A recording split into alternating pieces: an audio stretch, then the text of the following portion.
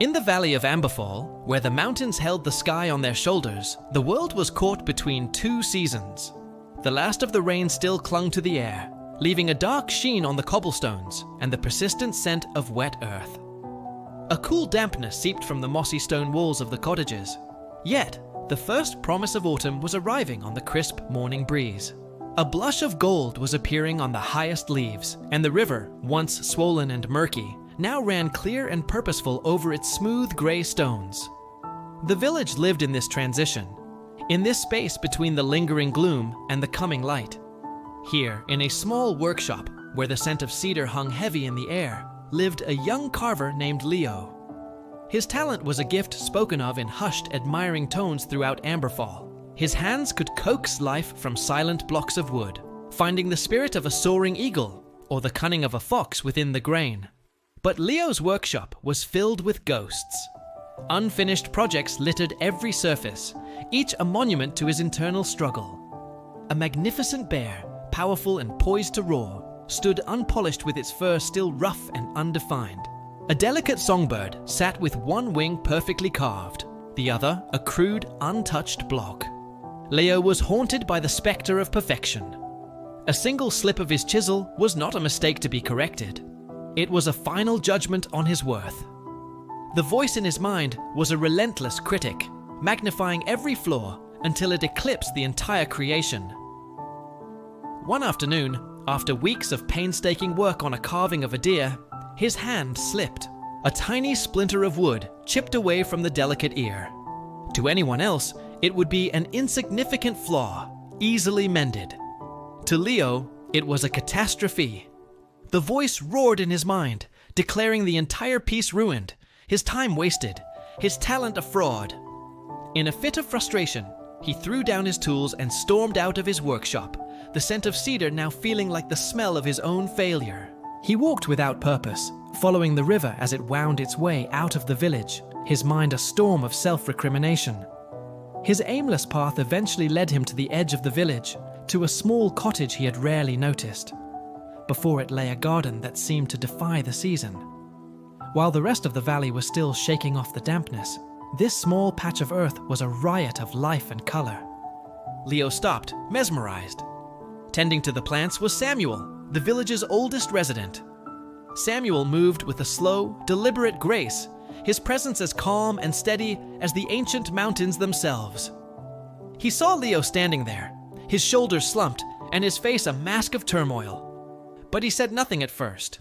He simply continued his work, allowing the quiet vibrancy of the garden to speak for him. After a long moment of silence, Samuel straightened up, wiping his soil-stained hands on his trousers. He gestured not to the most brilliant flowers, but to a small patch of earth near his feet where a few stubborn weeds were pushing through the dark soil.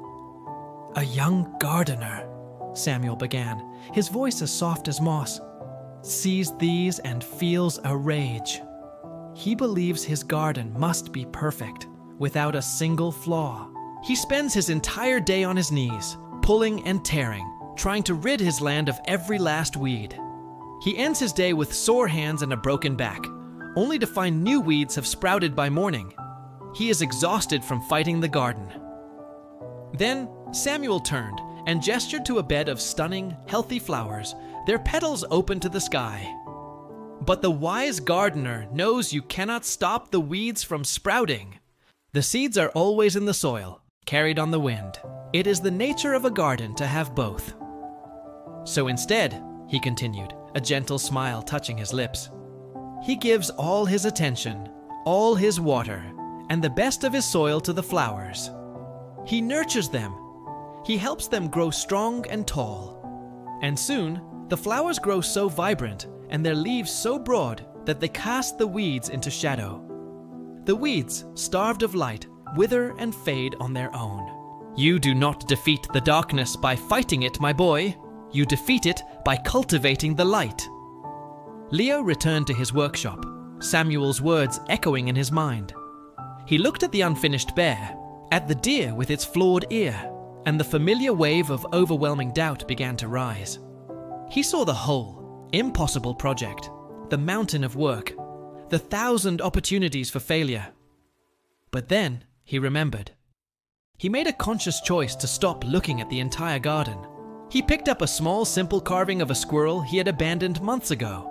He ignored the rest of the messy workshop, the chorus of past failures, and the daunting task ahead. His entire world shrank to one tiny detail. An acorn the squirrel was holding in its paws. The narration of his inner critic faded. He focused not on the finished squirrel, not on the entire forest scene it belonged to, but only on the perfect, gentle curve of that single acorn. He poured all his attention, all his care, all his light into that one small thing. The scrape of his knife against the wood became a meditative rhythm. A forgotten feeling slowly returned. The simple, quiet joy of creation. He finished the acorn, and it was perfect. It was a small victory, but it was a complete one. It was the first flower he had tended in a long time. Weeks turned into the heart of autumn. The village was preparing for its annual harvest festival, and Leo had been asked to carve the centerpiece. The pressure was immense, and the old weeds of self-doubt sprouted again, whispering of failure. But now he had a tool. When the voice of the critic grew loud, he did not fight it. He acknowledged its presence, and then deliberately turned his focus to the beauty of the wood grain before him, the balanced feel of the chisel in his hand, the satisfying curl of a perfect wood shaving. He tended his flowers, one by one. The day of the festival arrived. In the center of the village square, Leo's work was unveiled. It was a magnificent carving, a sprawling tableau depicting the life of the valley, the river, the mountains, the villagers, the animals, all rendered with a life and emotion that left the onlookers breathless. The applause was thunderous, but the true victory was not in the sound. It was in the quiet, peaceful smile on Leo's face. Later that evening, he stood at the window of his workshop. The valley of Amberfall was now fully ablaze in the glorious amber, gold, and crimson of autumn. The world outside was a masterpiece. He saw the same valley he had always seen, but now he saw only the beauty. For the garden he had learned to tend was not the one outside his window. It was the one within. The weeds of doubt, fear, and frustration will always be there. The seeds are in the soil of every mind. But you hold the power. You choose where to pour your light, your energy, your focus. You choose which part of your garden grows.